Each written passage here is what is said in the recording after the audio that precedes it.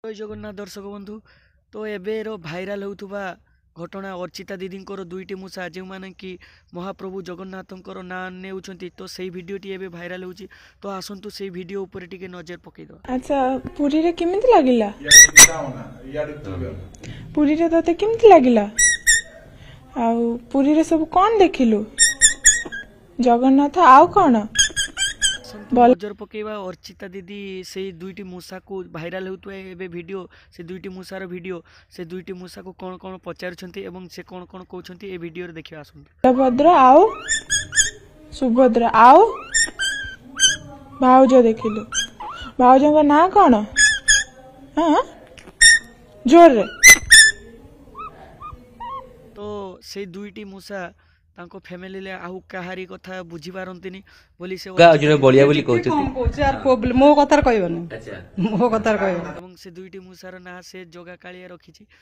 तो सेति पई से माने पुरी को बुलेबा पई नै जाइथिले एवं सेठी पुरी रे जोगा कालिया को दर्शन कले। तो एही घटनाटी सेही पुरी रु ही भाइराल हिछि। तो एहा गोटे अविश्वसनीय घटना।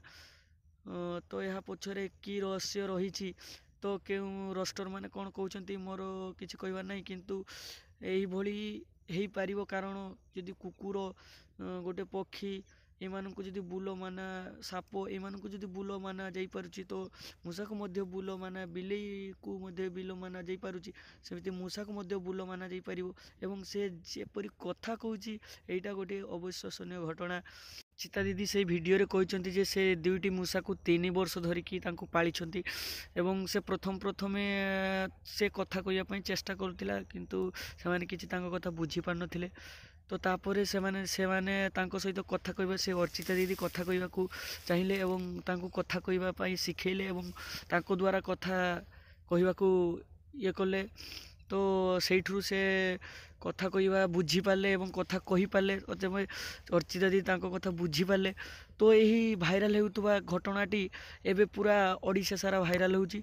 तो फाइनाली अर्चिता दीदी को घर को जाई मीडिया वाला जन को जे न्यूज 18 से तांको सब तथ्य संग्रह कले एवं किभली से मूषाटी को एते कथा शिखेले। तो यही कथारु आपण माने जानि पारथुवे।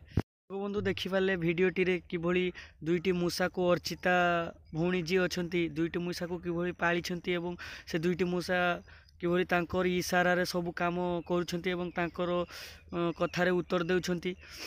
तो देखिपारे तो गोटे मनीष है कि गोटे मूषा को यही भाव इशारा सब कथबार्ता कहवा कथबार्ता बुझा यह हूँ प्राय अविश्वसनीय घटना गोटे प्राय घटिला। ए कथा कहीं चिंता करि पार नथिले कि जे गोटे मूषा को यही भली करि परिबे।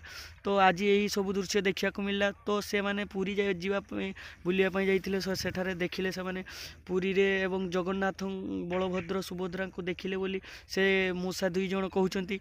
तो यही कथाटी केते आश्चर्य लागुची। तो आपण मानक ये वीडियोटी केते भल लागिची कमेंट द्वारा निहाती जणैबे। जय जगन्नाथ।